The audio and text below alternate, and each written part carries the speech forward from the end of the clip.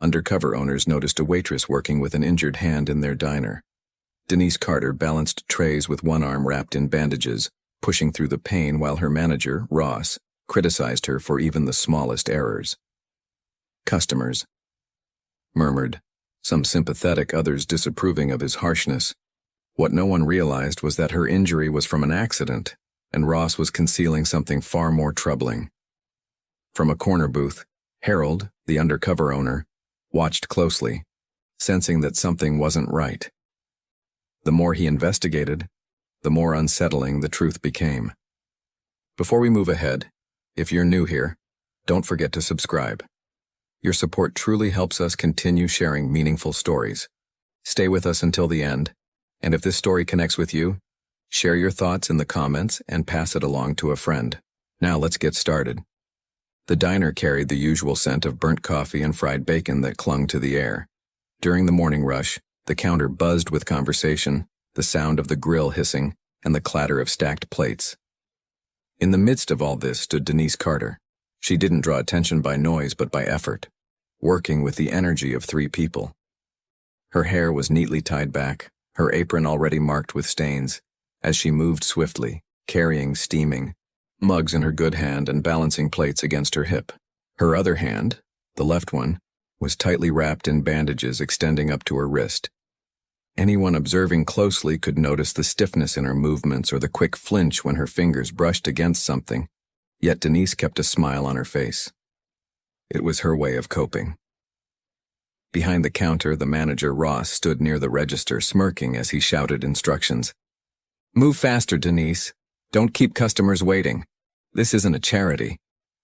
His voice carried through the diner, sharp enough for everyone to hear. A few customers glanced up, whispering among themselves. At table 3, 2 women in business attire leaned closer, speaking softly. "Poor thing, look at her hand. She shouldn't even be working." "Yeah, but Ross never stops. He's always on her back. I don't know how she handles it." Denise heard them all, the laughter, the pity, and every harsh remark Ross made. Each time she moved a little slower, the pressure grew, but quitting wasn't an option. Rent had to be paid and bills didn't wait. By mid-morning, sweat gathered on the back of her neck and her good arm ached from carrying more than it should. She placed a plate at table 6, offered a polite, "Enjoy your meal," and turned, only to bump straight into Ross.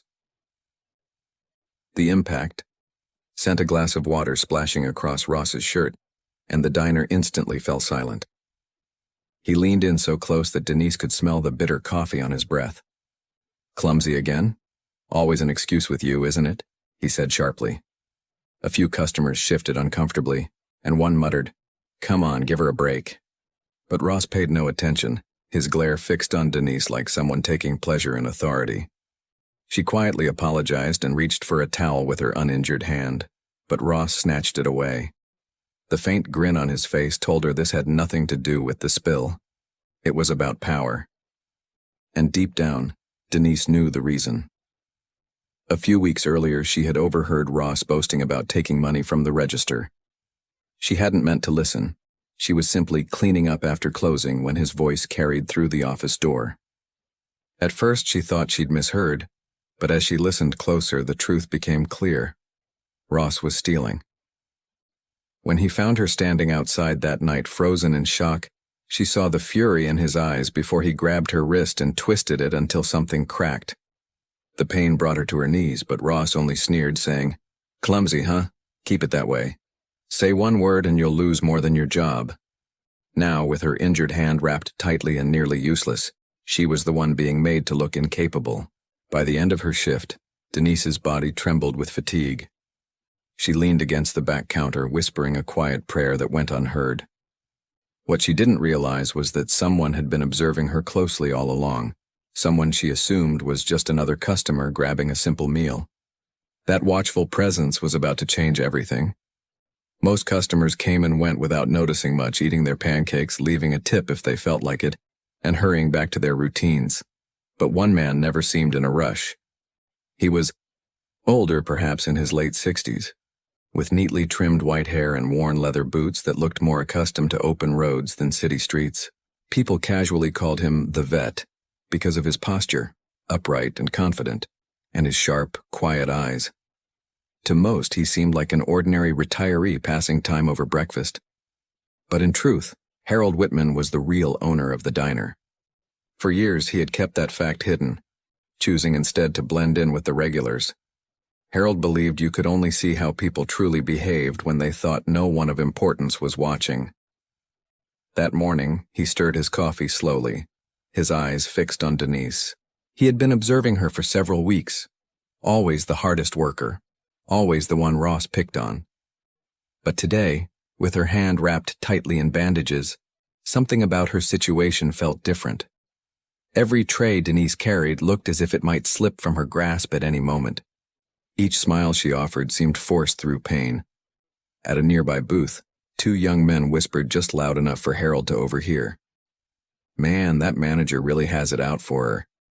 Yeah, I've seen others slack off plenty of times, but he only picks on her." Harold's jaw tightened. After years of running businesses, he could easily recognize unfair treatment, and this was exactly that. As Ross walked past Harold's table, laughing at something on his phone, Denise asked for help carrying a heavy stack of dishes. Ross didn't even look at her. Instead, he muttered, "Use both hands. Oh, wait, you can't." His laugh echoed through the diner, sharp and unpleasant. Harold stayed still, showing no reaction, but inside, anger was building. Later, as Denise wiped down the counter, he noticed the slight wince in her eyes when she bent her injured wrist too far. He also saw how she avoided Ross completely, like someone who had already learned that being near him meant trouble. Something clearly wasn't right. When the lunch crowd began to thin, Harold quietly asked to speak with the manager. Ross came, overconfidently, assuming it was just another routine customer issue. "Food not hot enough? Coffee too bitter?" Ross asked with a smirk. Harold calmly shook his head. "Just curious about that waitress. She's injured. Why is she still working the floor?" For a brief moment, Ross's grin faltered before he forced it back. "Her? She's clumsy, always making mistakes. Half our incident reports are because of her, but she begged to keep her shift, so I let her. Guess I'm just generous like that." Harold nodded slowly, though inside he didn't believe a word. Generous wasn't the right word.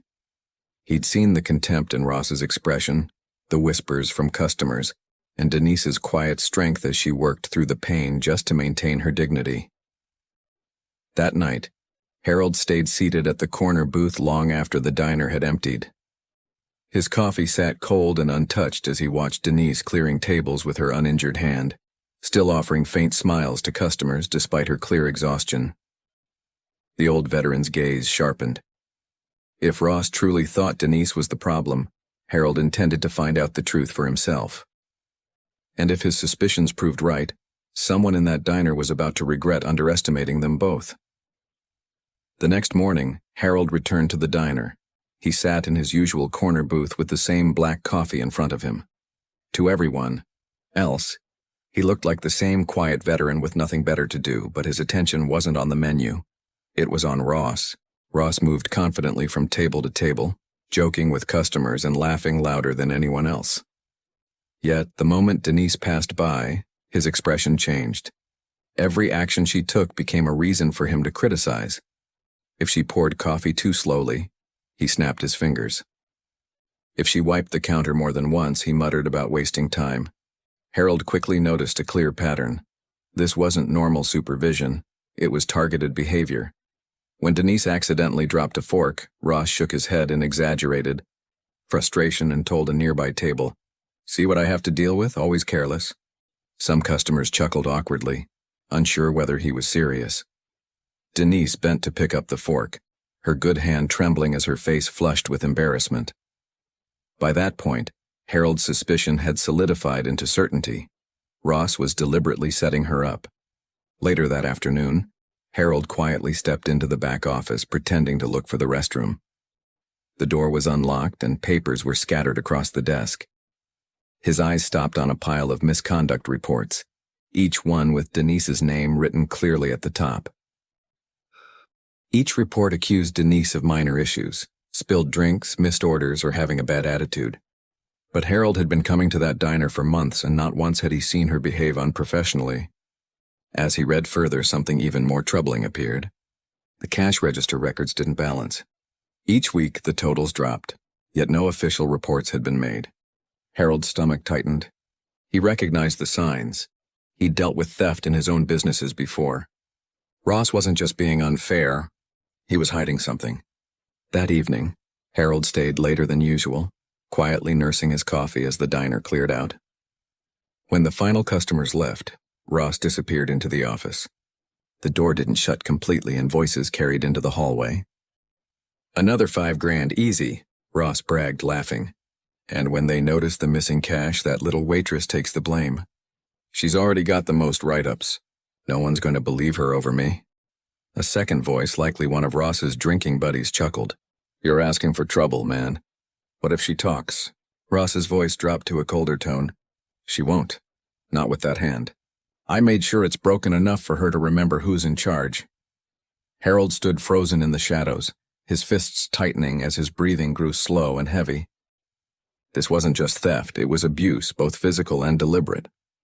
He thought of Denise forcing a smile through the pain, continuing her work as if nothing had happened, and something inside him hardened. The voices in the office faded into drunken laughter. Harold quietly slipped out through the side door, the cool night air hitting his face. For the first time in years, his old military instincts resurfaced. He had witnessed injustice before, but discovering it within his own business was something he couldn't ignore. The truth was clear now, and tomorrow the pretense would end. The next morning, the diner came alive as usual. Coffee pots hissed, forks clinked, and the steady rhythm of conversation filled the air. Denise moved between tables, her bandaged hand pressed against her apron. To most, she looked like another exhausted employee working through pain. But to Harold, she appeared to be carrying a much heavier burden than trays or plates. Today, however, wouldn't be routine. Harold walked in quietly, dressed the same worn boots, same denim jacket, but his posture was different. This time he wasn't there as a customer. He was there that morning not as a customer, but as the owner. Ross stood by the counter, laughing too loudly and joking with two waitresses who rolled their eyes the moment he turned away. When he noticed Harold, his grin wavered. "You again? Back for the eggs?" Harold didn't respond. Instead, he walked to the center of the diner and gently tapped his spoon against his coffee cup. The faint metallic sound caught everyone's attention. Conversation stopped. Forks paused midair. Denise froze, glancing toward him in confusion. "Good morning, everyone," Harold said evenly, his tone calm yet firm. "I think it's time you all know who I really am." Ross gave a nervous laugh. "What, you writing a book or something?" Harold's eyes fixed on him. "No, Ross, I own this diner." The room fell completely silent. A fork dropped onto a plate. Denise's eyes widened, her mouth slightly open in disbelief. For years, no one had realized the quiet man in the corner booth was the one signing their paychecks. Ross tried to laugh it off, but his face had turned pale. "You're joking, right?" Without a word, Harold took a folder from inside his jacket and placed it on the counter. Papers spilled out, misconduct reports, financial records, and register logs. "I've seen enough," he said firmly. "I know exactly what you've been doing, Ross. Every false report you filed against Denise, every dollar you took from the register, and I know what happened to her hand." Gasps spread through the diner as customers turned to watch. The two women seated at the business table exchanged whispers. "I knew it," one muttered. "I knew he was trouble," Ross stammered, his voice unsteady. This is nonsense." "You can't prove anything." But before he could finish, two uniformed officers entered through the door. Harold had called them earlier that morning. Their presence alone silenced the entire diner. Ross's confidence collapsed. "Wait, you can't, this isn't—" he started, but the sound of handcuffs clicking around his wrists cut him off. The diner filled with low murmurs as Ross was led outside, his protests fading beneath the clink of chains. Denise stood still, her good hand pressed against her chest.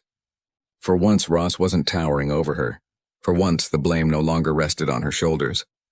Harold turned to her, his tone gentler now. "You've kept this place running, even when others lied about you. From today onward, you're not just a waitress, you're the new floor supervisor." Denise blinked, tears welling in her eyes. The bandaged hand trembled as she covered her lips, a quiet sob slipping through. Customers began to clap, some softly, others loud enough to fill the room. For the first time in years, Denise stood tall, not as someone pitied, but as someone finally recognized for her strength. Outside, Ross's shouting faded as the police car drove away. Inside, the diner smelled the same, burnt coffee and grease, but the air felt lighter, cleaner. Harold returned to his usual booth, coffee in hand. But this time he wasn't just observing, he was smiling. Justice had finally been served. Never underestimate the quiet strength of those who keep going, even when life tries to break them. Denise's story is proof that truth always prevails and justice always finds the guilty. If you believe stories like this deserve to be shared, hit subscribe, share this video with someone who needs to hear it, and drop a comment below because your voice matters too. I just want to take a moment to say a huge thank you to each and every one of you. Folded hands, your love, support, likes, comments, and subscriptions mean the world to me. Without you, this journey wouldn't be possible. Every view, every share, and every encouraging word keeps me motivated to create more content for you all. I'm truly grateful to have such an amazing community by my side. Let's keep growing together and making this journey even more special. Red Heart.